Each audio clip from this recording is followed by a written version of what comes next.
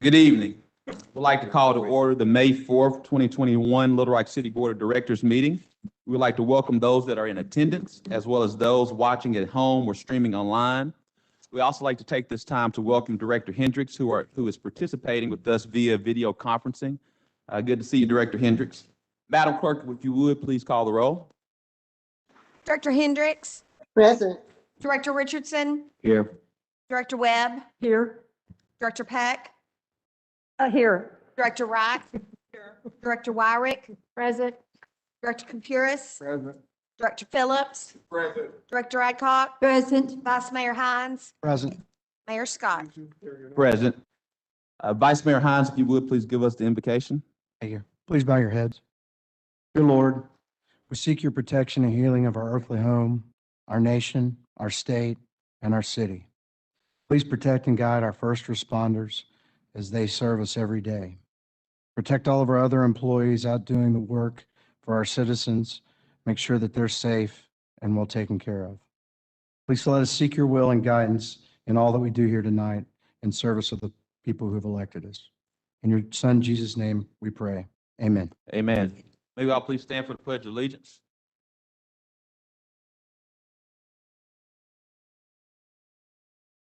Pledge allegiance To the flag of the United States. Republic for which it stands, one nation, indivisible, with liberty and justice for all.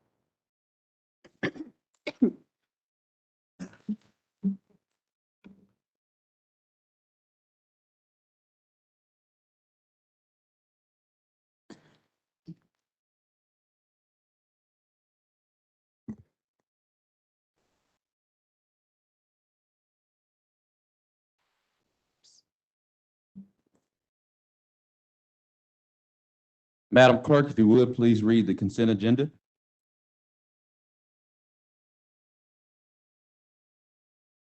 Consent agenda consists of a resolution to authorize the city manager to enter into a contract with Escamilla Excavating LLC in an amount not to exceed $587,034.42 for the Fillmore Street Drainage Project and for the purposes funding for the 3/8 capital improvement sales tax and the limited tax general obligational capital improvement bonds. And a resolution authorizes the city manager to enter into a contract with Jackson Brown Castellet Architects in an amount not to exceed $74,420 to provide architectural design services for the addition and renovations to Fire Station Number 12 and for the purposes. A resolution to authorize the city manager to enter into a contract with JTS Financial Services LLC in an amount not to exceed $395,000 for employee benefit consultation services and for the purposes. That concludes the consent agenda. We adopt the consent agenda. Second. There's a motion second. All those in favor, please say aye. Aye. All those opposed, please say nay. Ayes have it. Madam Clerk, if you would, please read the grouped items. We have citizen communication first. Oh, I'm sorry. Citizen communication. Apologize. Miss Jackie Smith.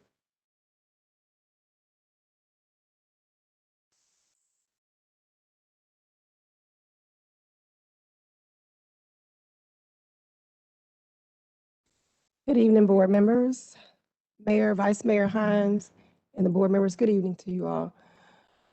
I come to address an issue that I got a letter from a young man in the community today, about 1 o'clock this morning, seeking help because he's mentally torn through some things that he's going through and don't know which way to go.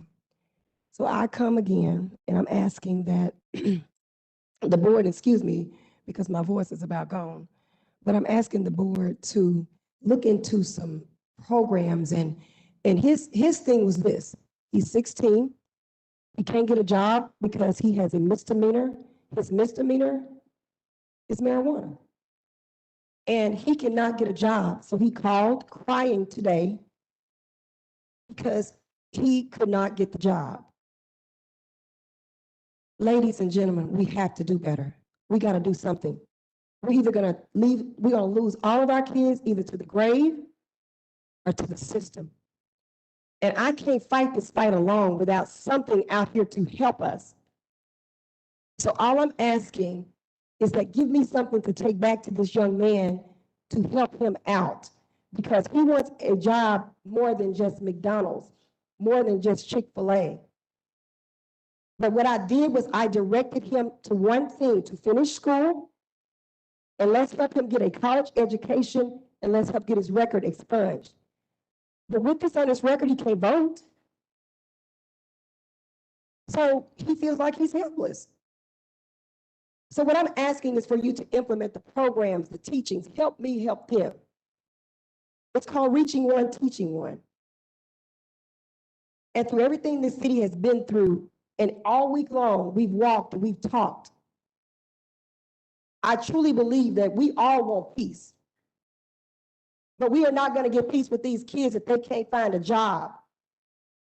If they don't have any mental health treatment, we're not going to get any peace.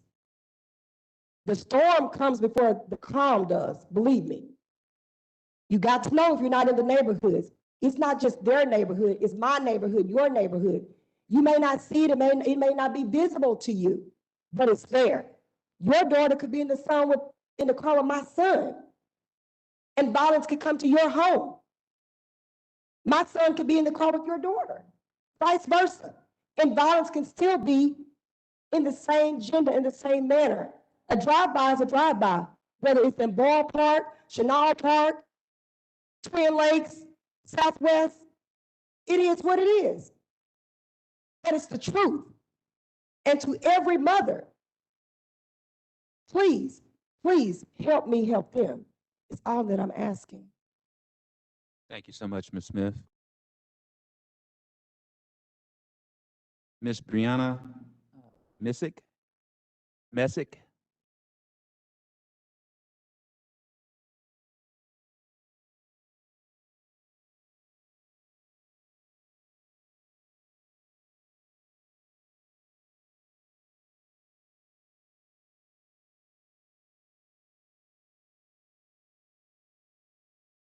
Hello, how y'all doing? Hey, Ms. Allen. I'm Devontae Allen's mother. Mayor, I would like to say thank you to you, the chief of police, to that lady sitting right there. Y'all came out and came to the neighborhood. But I was looking for the rest of you all. Y'all didn't show up. And I wanted to come down here and tell them thank you.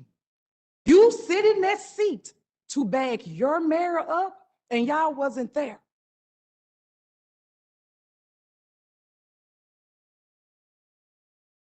If we can't stand together as one, we can't stand together at all.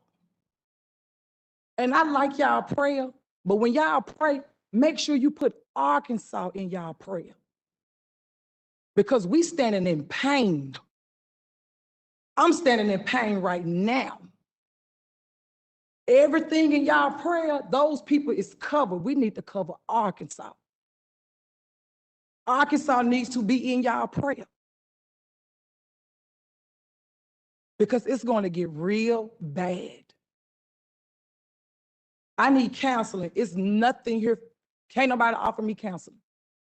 I have no community center to go to. We have to do better as one. And I really wish all y'all was out there. I thank y'all, but we have to come together as one.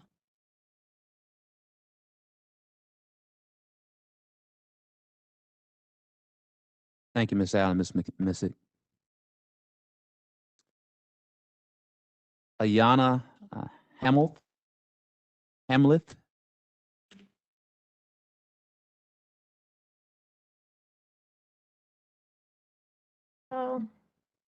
My name is Ayana Hamilton, and I just want to come up here and say it takes a village to raise these kids. Back when I was growing up, we had community centers, we had outreach programs, we had people that were out there to lead us and guide us. Not all parents are doing their jobs at home. It starts with our home, but sometimes we need other people to reach out to. And it takes a village. So we need you all's help because you are higher up, and we need you all to help us get these programs open so that these kids can have other things to think about: basketball, soccer, being out, it's about to be summertime. We've had how many deaths this year with young teenagers out on the streets with guns? So we need help with getting these kids into different programs and trying to give them something else to think about than other than what they see on these TVs and listening to this music and all of that. We need help. Thank you. Thank you, Ms. Ayana. Deshauna Dean.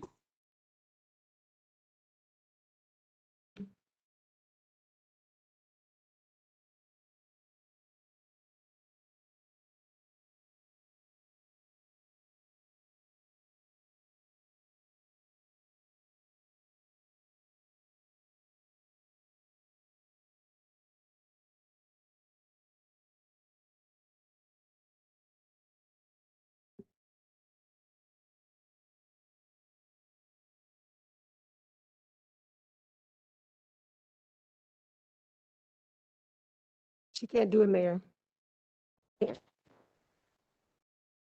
She can't. Her mission is totally different. Her mission is she wants help. She's one of the kids that's out in the community. That was the young man that got killed was her best friend. And being out in the park, these kids need something different, guys. They need something different, I'm telling you. They're seeking out for the help. But we got to give it to them. Ms. Deshauna will be in prayer for you. Thank you again, Ms. Smith. Ernest Daniels.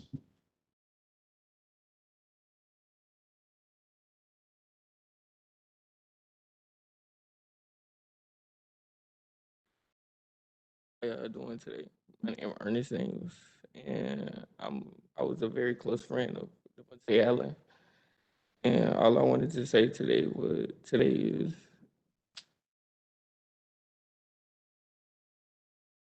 our community need better guidance, community centers open, and to look up to, really. I got younger brothers, you know what I'm saying? They go to their park every day. Sisters, cousins, we go to the park every day, play basketball. Never had anything to happen like that. All I wanted to say is we need help, really. Mr. Daniels, we'll be there for you. Thank you.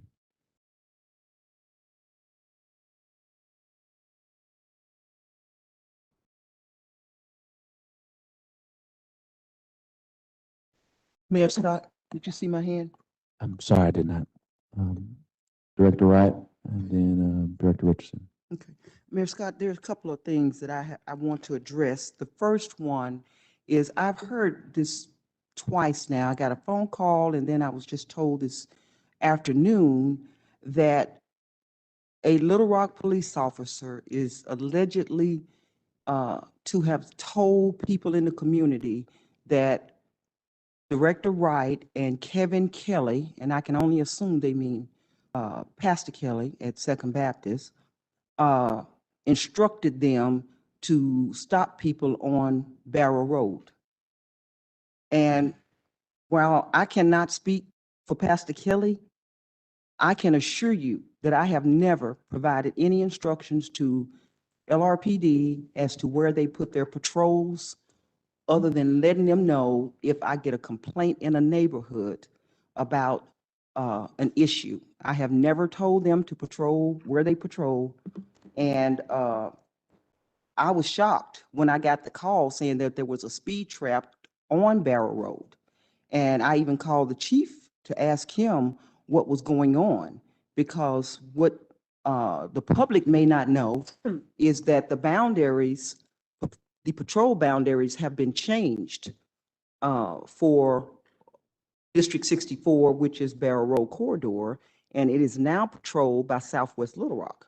I do not know those officers. I don't think I've ever met an officer out of the Southwest precinct. I am very familiar with Major King and his officers, and I would like Chief Humphrey to come up, Mayor, and address this erroneous information that is being put out there in the community, because somebody is looking for a scapegoat, and I'm just going to tell you, I'm not going to be your huckleberry. because I have never directed LRPD to place a speed trap on Barrow Road. I got more things to worry about than that. So Chief Humphrey, I would like to hear from you with regards to this.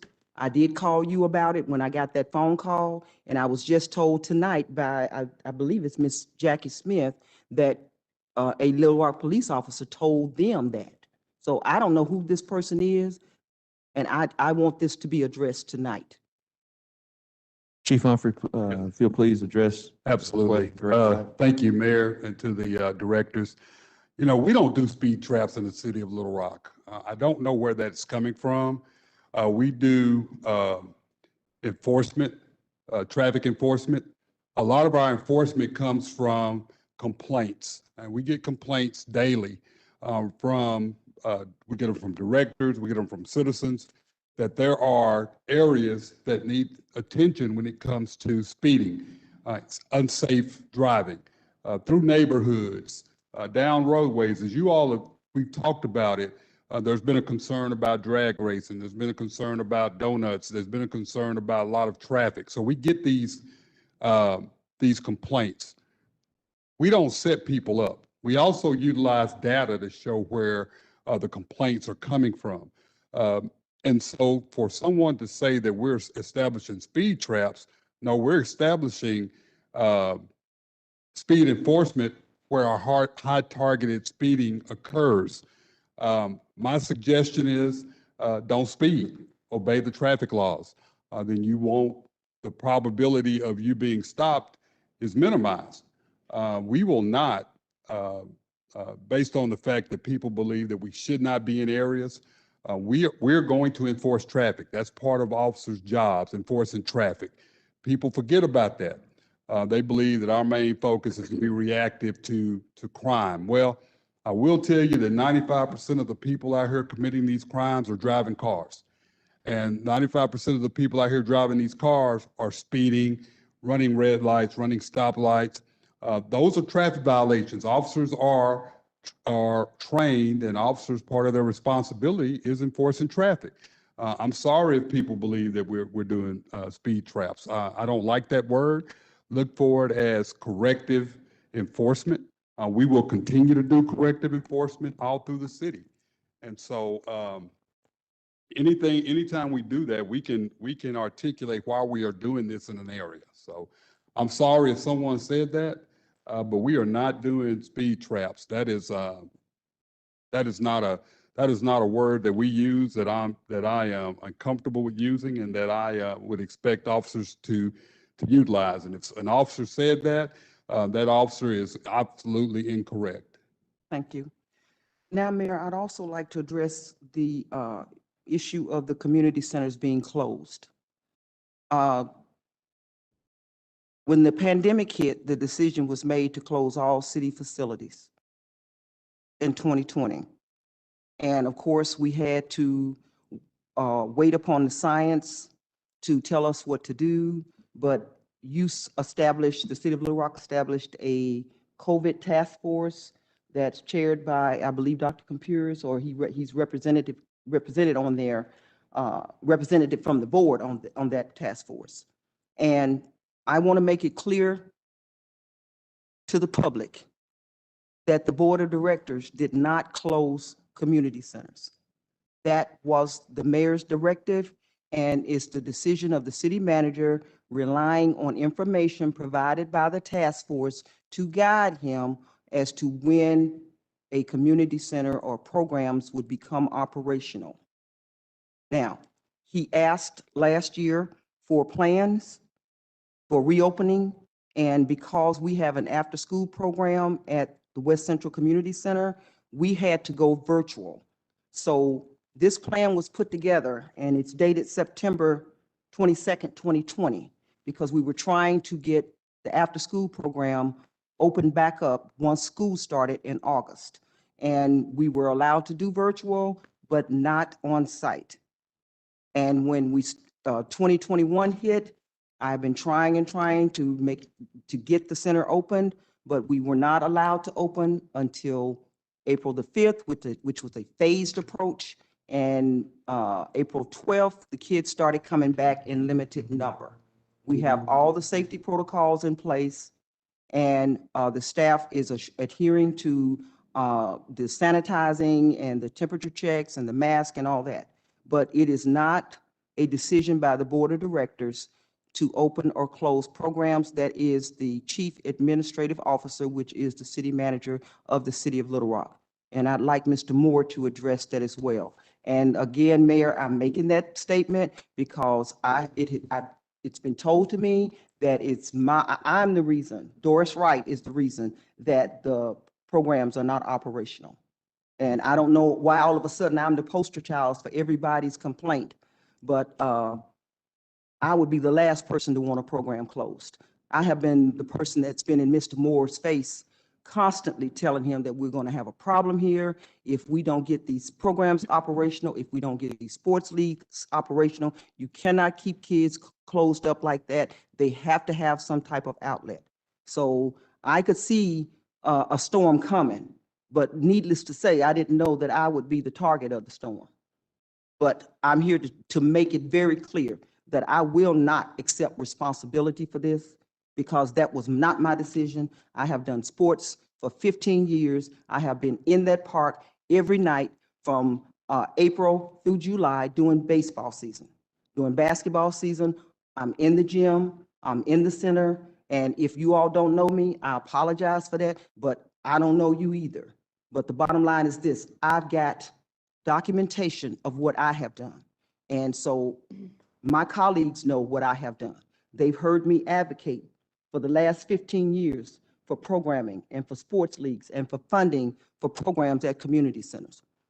I am the one who feels like it doesn't make a whole lot of sense to have these community centers, and then we do not adequately fund them so that they have enough staff and they have enough money to operate programs. Why would we take our money and give it to the Little Rock School District when we have multi-million-dollar buildings in the form of these community centers in our neighborhoods that do not have enough staff, they do not have enough money to operate? I have been saying that for a number of years, and I believe my colleagues can attest to that. I have said it repeatedly, year after year, as I have fought to get funding for the West Central programs. I've had to write grants for the after-school program. I've had to go out and get business partners in the business community like Comcast and AT&T and Entergy to help me pay for programs at the community center because there's not enough money in the budgets for the community centers to operate. So I want Mr. Moore to address the opening and closing of the programs at the community centers. Mr. Moore? Mayor, members of the board, I harken back to last spring, and if we remember, the schools were closed. And when they were closed, the state officials said, "Oh, we'll be open right after spring break." And obviously that didn't happen. And so I think that that we relied on data, we relied on science. I talked to Dr. Compuris on a daily basis, and I know the kids that were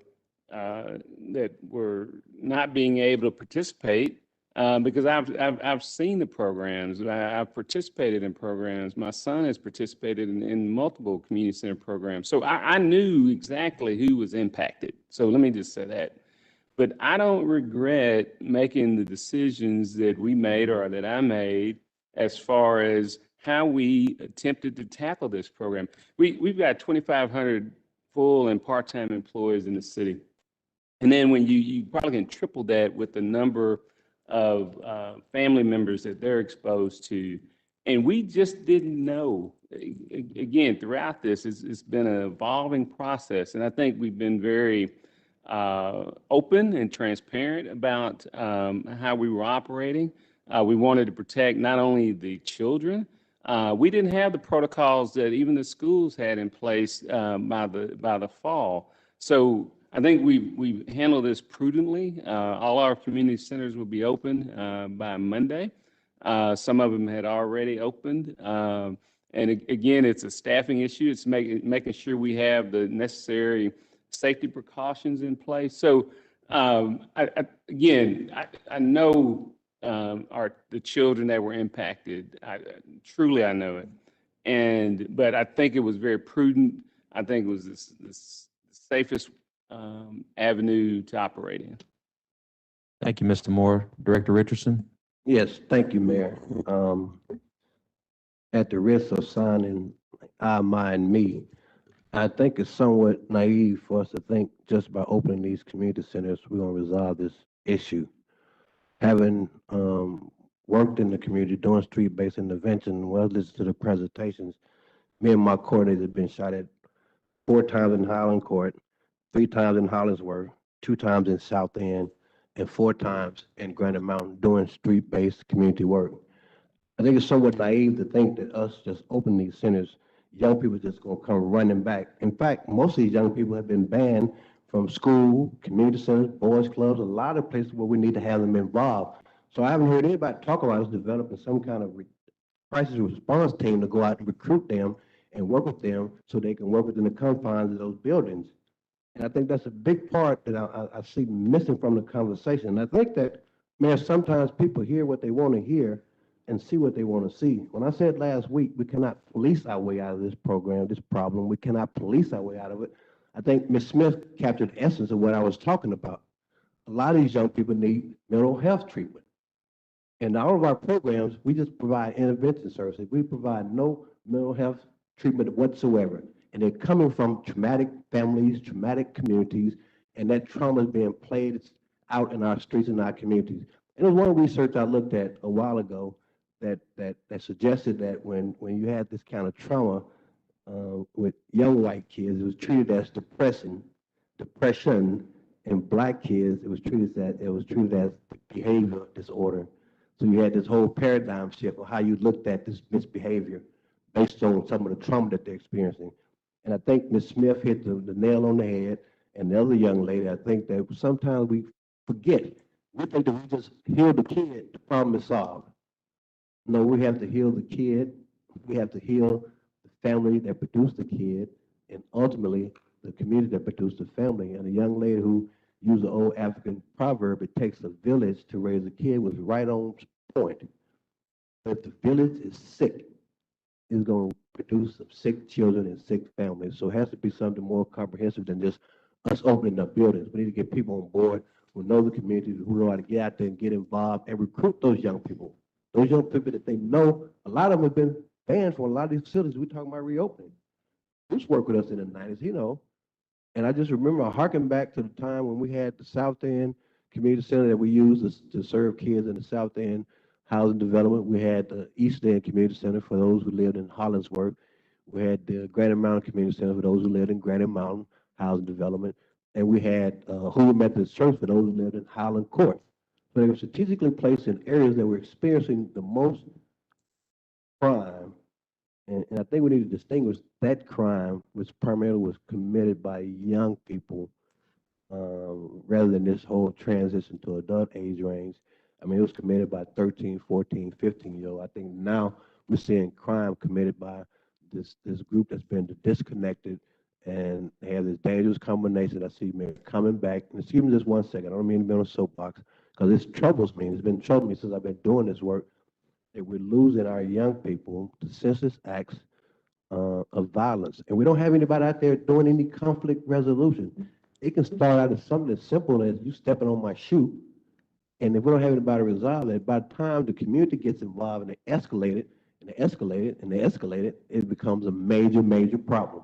Something as simple as stepping on my shoe. And we don't have anybody out there to do conflict resolution, nobody to engage them and work with them. And we're losing far too many young people in our community. Far too many young people who look like me. Far too many young people who don't have enough people advocating for. And I think we need to look at, and I think Ms. Smith hit it right on the nail, right on the head. We need to look at mental health treatment. In the minority community, we need to remove the stigma of receiving mental health treatment. So we got this dual thing we need to have happen. Mayor, and I would be willing and certainly, hopefully, able to work with you and anyone else to address these issues, because these are community issues, but we need to have people out in the community. Opening the centers is not gonna solve it. I promise you that. Haven't done that work before. Opening the centers is not gonna solve it, and we're not gonna be able to police our way out of this problem. Given the nature and the mindset of young people right now, we're not gonna be able to police our way out of it. And we need to think in terms of treatment and healing, rather than enforcing and policing. That doesn't work. It hadn't worked since I've been doing that work in the 90s. Hadn't worked since I've been on the board. So that's my 2 cents on that. And I think Ms. Smith hit the nail on the head. We need to look at some mental health treatment, Dr. Compiers. We need to have some mental health treatment for these young folks because they don't have it. And they're coming from traumatic environments and they're coming from traumatic homes. And there's one study I saw where you had kids who had similar experiences, and the white kids were treated as kids who had depression. Hear me out. It's a study. The white kids had the same kind of behaviors. They were treated as kids with depressions. The black kids were treated as kids who had disorders. They had the same kind of actions, the same kind of activities, but the treatment of them was different. And we need to make sure we tailor our treatment to the folks and target to the people who need the treatment. Because if I don't talk to a patient, then I don't know what an improper diagnosis is going to render an improper prescription. And the only way I know what my patient needs is to talk to him. Not putting you on the spot, putting you, because you're a doctor and you're smart one up here. But I think we need to recognize that and understand that and at least make some attempts. Now, I say this time and time again, we can draw a box. We can draw a box in our community and almost determine where the next violent crime is going to happen. We can almost demographically give you the information of the next potential suspect and victim. And it doesn't take a rocket scientist to figure it out. All we need to do is develop the will, guys. That's all. I think we have the resource. Let's just develop the will and address this. I want to thank the people who came down here tonight. I think you guys made eloquent points, great points, and it's right on point, Mayor, in terms of what we need to be doing as a board and as a city. Thank you so much, Director Richardson. Director Wright. Director Phillips had his hand up. Okay. Then we'll come to you, Director Wright. Director Phillips. Thank you, Mayor. I just want to address Ms. Allen, Ms. Smith, Ms. Messick, Ms. Hamilton, and Mr. Dean to tell you thank you for coming and being engaged with your city. Thank you for sharing your story and your perspective with us. I've said this before, and I mean it. I feel you. I understand. I grew up in the city, so I know what it's like. I accepted the responsibility to make the city better by sitting up here. And I want you to know I hear you, and I'm gonna do everything I can to improve opportunities for those who want them. So I just want to say thank you for being here. I hear you, and I will continue to do the work on your behalf. Thank you, Mayor. Thank you, Director Phillips. Director Wright. Mayor, I wanted to address the mental health aspect of what was brought up tonight. I attended the grand opening of the Confess Project on Barrow Road. They have a unique concept of that they implement in the Black community to address trauma and mental health issues. And they are located in the I-630 Business Park. And they have the resources, they have a system in place where they do counseling and information and referral for mental health treatment and services. And they work through a system of barbershops. And I know that, I think his name is Mr. Lorenzo Smith. Lorenzo Lewis. And he had expressed an interest in working with me with the Youth Violence Prevention Center model project that I brought forward, and that they are a partner in that. But since we have not been able to get that implemented, we don't have the street team outreach that we have with our community programs. And Professor Davis has been working to develop a street team made up of former incarcerated individuals that he's counseling with at Arkansas Baptist. So we are still attempting to move forward and put some infrastructure on the ground to reach these young people and link them with the resources that they need. But mental health is the major factor in all of this, because just the very thought of kids playing basketball on a basketball court and other young children sitting around, and for somebody to drive by and shoot up those that basketball court just because they're bored, there's something wrong there. It has to be a mental health issue going on there. So I do want everyone to know that the Confess Project they have made their office here in Little Rock, and they are willing and able to go to work in our communities. And Mr. Moore, I would like us to see how we can engage their services with our youth master plan. Even if we don't get the youth violence prevention center put into place, I would like to see us meet with them, Lorenzo Lewis and his team, to see how we can access the mental health services that they provide. They also do disability services. They have a transportation program. It is a very unique program, and it's gotten accolades all over the country. I think they've been on the Oprah show, the Today Show. They've gotten really good recognition for the program model that they have. So I think that would be a unique asset that we need to add, because the T in PIT is for treatment. And I believe we stopped doing that years ago, but we need to start utilizing that component of those funds again. Thank you. Thank you, Director Wright. Madam Clerk, if you would, please read the group items. Mayor, we have another citizen communication that was mailed. Oh, thank you.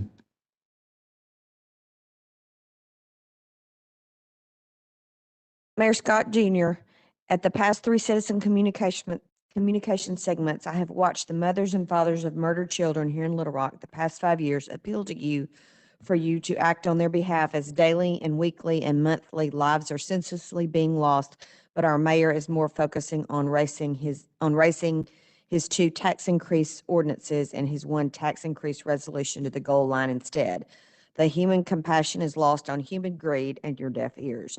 Our vice mayor, on the other hand, last special meeting did act with public prudence on the public's behalf. He did point out that at the last half tax increase, the government had 2 citizen discussions in each ward prior to voting, and each elected ward representative also contributed prior to voting. Our self-appointed dictator mayor has chosen to ignore the literal cries of the parents of murdered Little Rock children to instead push his own greedy agenda to raise $1 billion tax dollar over the next 10 years without public input, without board input. The only input our mayor's interested in is your vote, your input, an extra penny on the dollar every time over 10 years you buy a burger or a taco or a chicken salad, or you buy a bottle of wine or of a bottle of whiskey, or when you take your family to dinner after church. It will cost you more because Mayor Frank Scott Jr.'s priorities are not on your family's well-being and public safety, and are not on your wallets. They are on the Little Rock Zoo and our parks and our streets and the whole laundry list of infrastructure now, and he wants you to fund them for him right now, and he wants it done in a real hurry, and I mean like real quick, like so fast we don't have time to go into our communities to discuss it, like when we raised a half cent back in 2010. Mayor Scott Jr. figures to raise $1 billion tax dollars this time, but doesn't feel the taxpayer voters need to discuss his plan because he is a dictator who don't discuss things with the public. Dictators just rush things and do it their way, and you pay the bill. Learn it, know it, live it, pay it. Luke Scrable.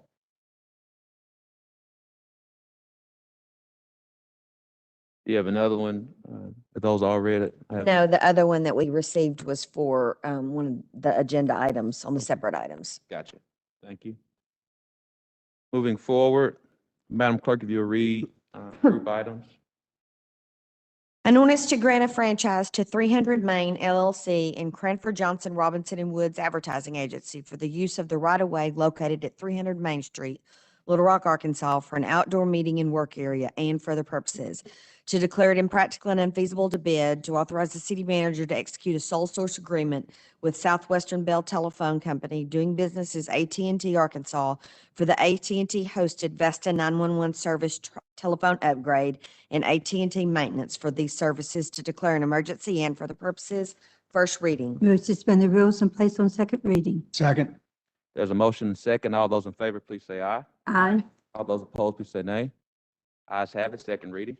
An ordinance to grant a franchise to 300 Main LLC and Cranford Johnson Robinson and Woods Advertising Agency for the use of the right-of-way located at 300 Main Street, Little Rock, Arkansas, for an outdoor meeting and work area. An ordinance to declare it impractical and unfeasible to bid, to authorize the city manager to execute a sole source agreement with Southwestern Bell Telephone Company, doing business as AT&T Arkansas, for the AT&T hosted Vesta 911 service telephone upgrade and AT&T maintenance for these services, to declare an emergency. Second reading. Move to suspend the rules and place on third and final reading. Second. There's a motion and second. All those in favor, please say aye. Aye. All those opposed, please say nay. Ayes have it. Third reading.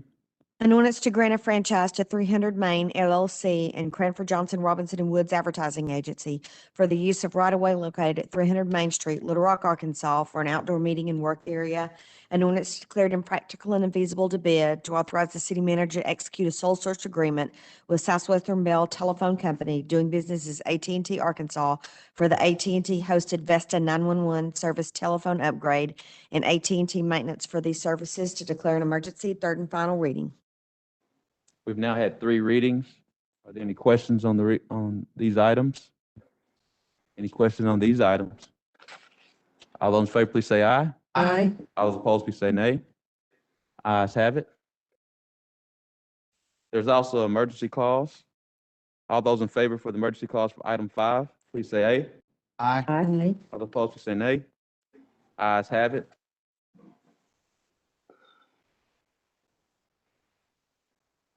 Mr. Parliamentarian, before we proceed to items 6, 7, and 8, I want to make sure, as I share with the members of the board, that I would take time to digest many of the questions that this board shared last Tuesday as it relates to the Rebuild the Rock sales tax proposal. First and foremost, just want to say thank you to each board member for sharing that feedback. As I shared, my team and I would take time, Mr. Moore and Director Linehan and many others, to listen to what you shared and the things you wanted us to work on to make changes to the Rebuild the Rock proposal. As I shared, there's certain tenets of the Rebuild Rock proposal that to truly rebuild our city, we would have to continue, but also make some tweaks. And in an effort to continue to always focus on how we unify as a board and as a city, we did take time to make some changes. What we've shown in the resolution, we have made those changes and submitted those, substituted those as the sponsor of this particular resolution. I'm going to pass out those changes and walk through those changes with the members of the board, but we will be deferring to a special call meeting next Tuesday, but we will walk through those changes today.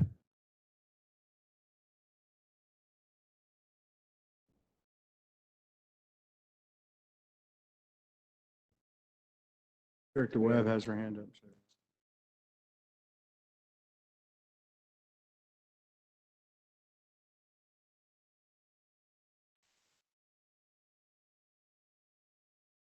Thank you.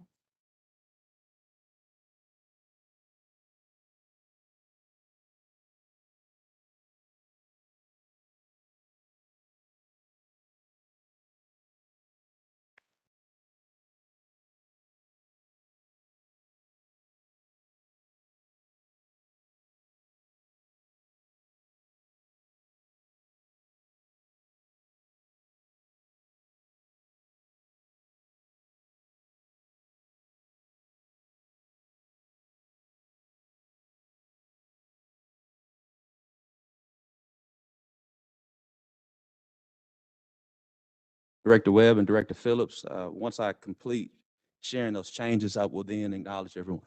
Thank you. Understood, Mayor. Thank you. So everyone should. Thank you, Ally. Well, while you're doing this, I'll do it right there.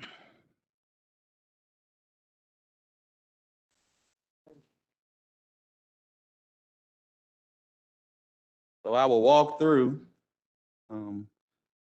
We've been discussing this since March the 25th, once it was formally announced.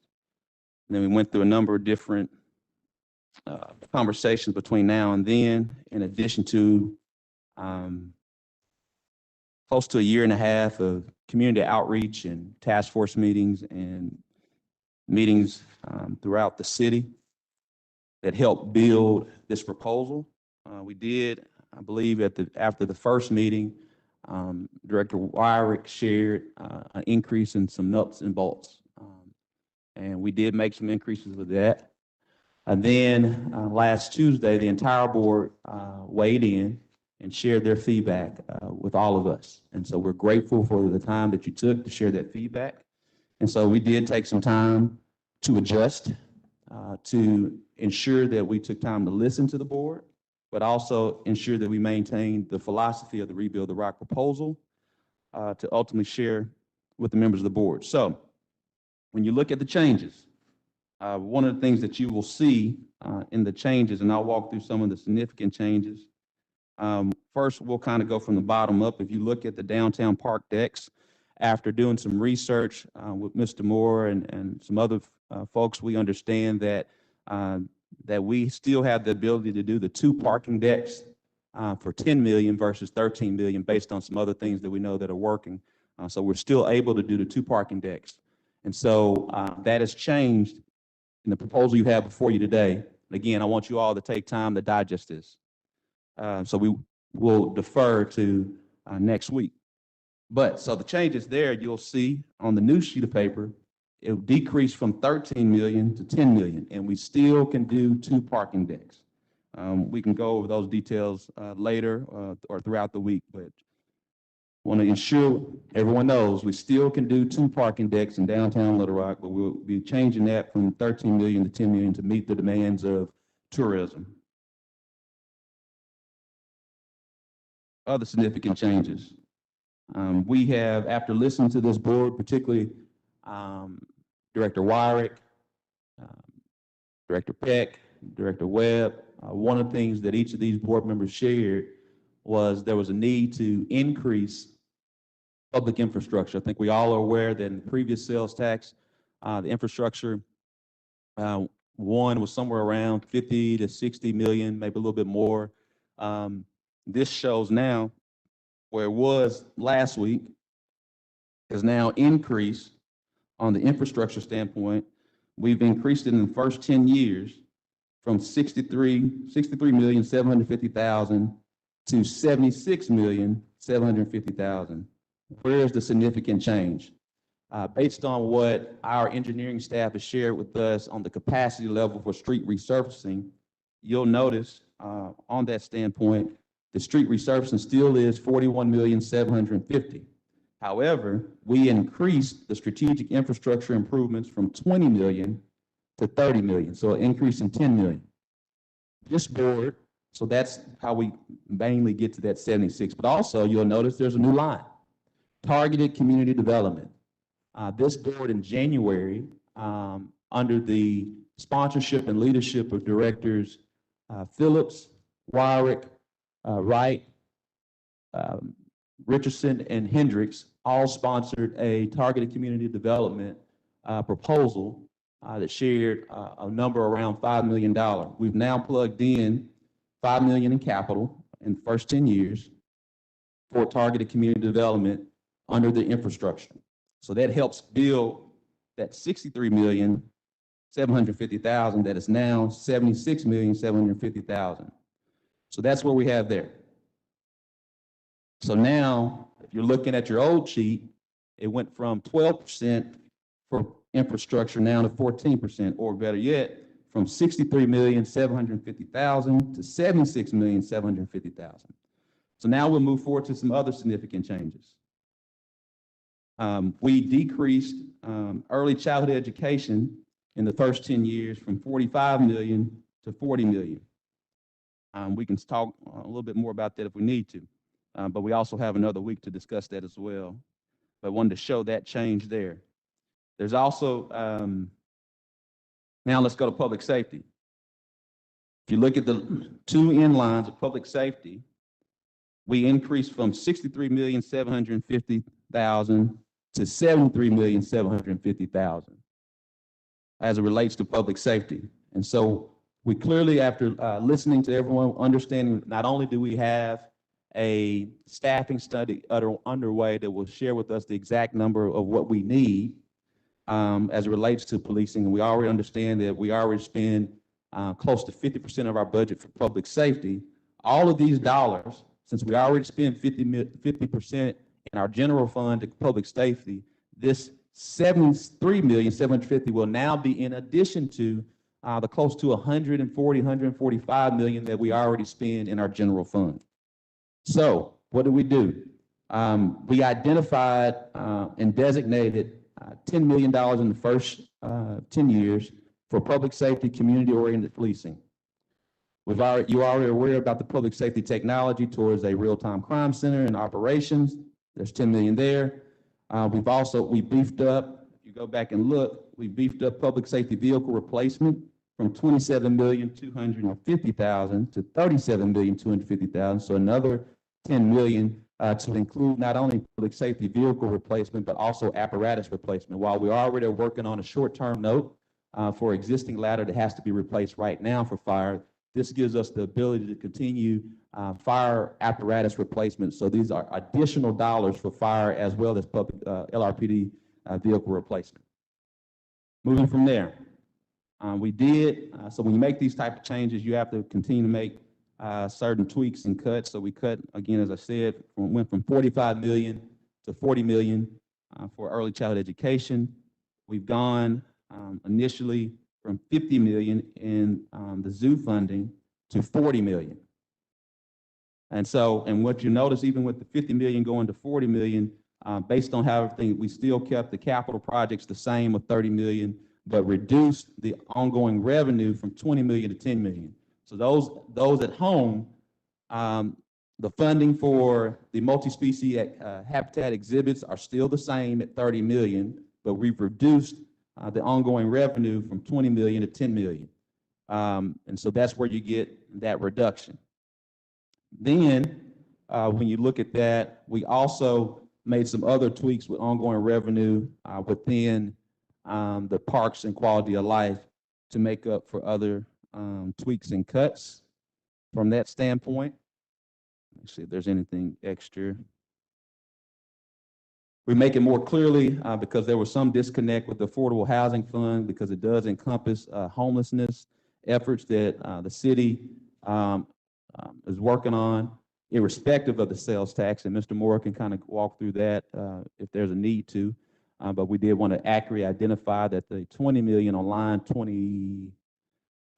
30 on your new one is exactly for affordable housing as well as homelessness. And so, as far as relates to major changes, public safety and public infrastructure now represent a combination of 28%, but separated out 14% and 14%. So we took the time to listen to each of you to make these changes while still maintaining the philosophy of rebuilding the rock with the sales tax proposal. We'll take the time over the next week to digest. I encourage members of the board to share with me and share with Mr. Moore and Director Linehan. If there's any questions, we want to be very responsive within the next week. We also, and there may be another opportunity to make a change between now and next week. So we just want to take this time for you all to digest. I think we had first up was, but after that, again, these will be transferred to next week from that standpoint, and then we'll move to agenda number 9. But we do have some questions from the board. Director Webb was.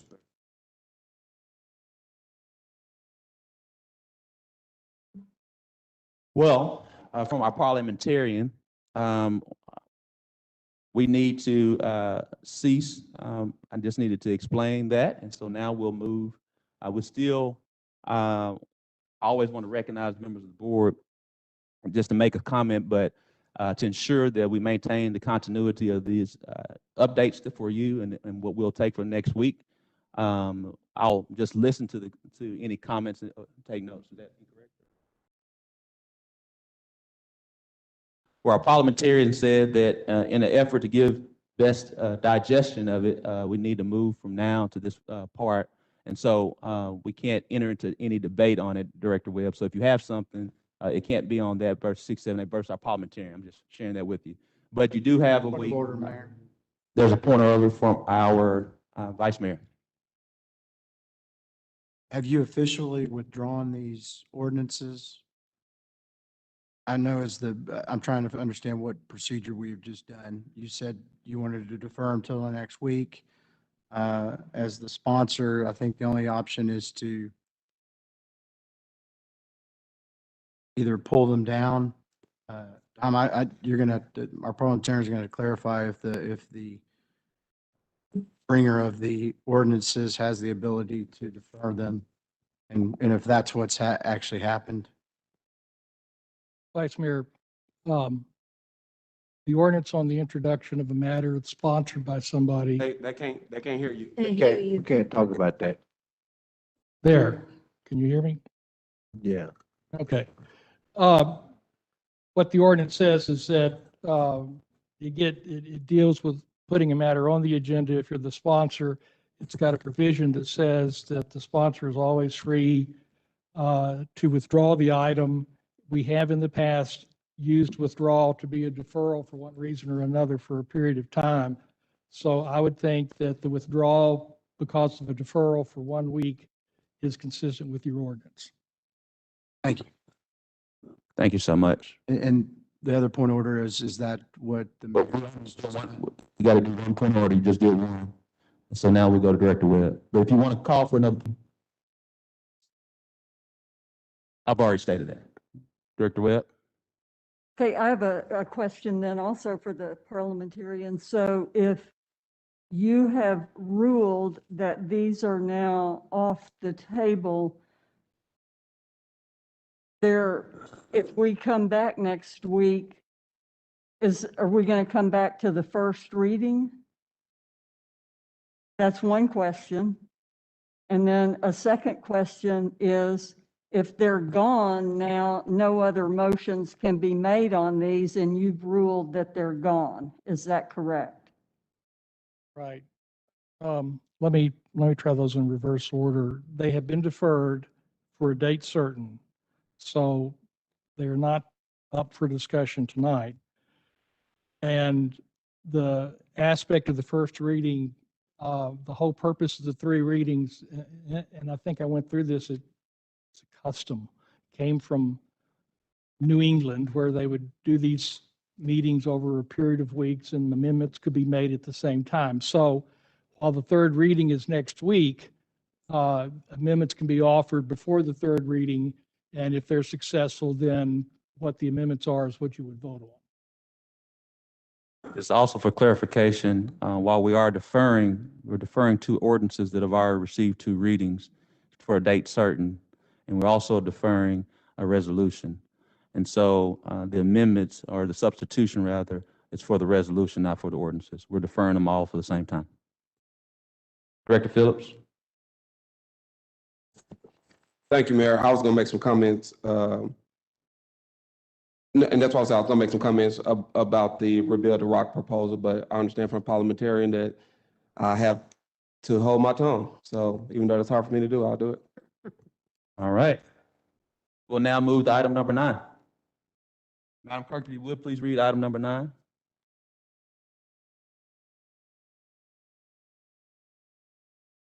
A resolution to approve the sources and uses of the projected 2021 CDBG home and HOPWEL funds for inclusion in the city's annual plan and for the purposes. Move for the adoption of the resolution. Second. It's a public. It's a resolution, yeah. All those, well, it's actually a public, I never put it up. We're now in a public hearing. I hate to do this just to do in correct order. Madam Clerk, could you restate the resolution because we're in a public hearing? A resolution to approve the sources and uses of the projected 2021 CDBG home and HOPWEL funds for inclusion in the city's annual plan and for the purposes. Move for the adoption of the resolution. There's been a motion to move to adoption of the resolution. Before we move to that, we'll close the hearing. All those in favor, please say aye. Aye. All those opposed, please say nay. Ayes have it. Move to adjourn, Mayor. Second. There's a motion second. All in favor, please say aye. Aye. Say nay. Nay. Ayes have it.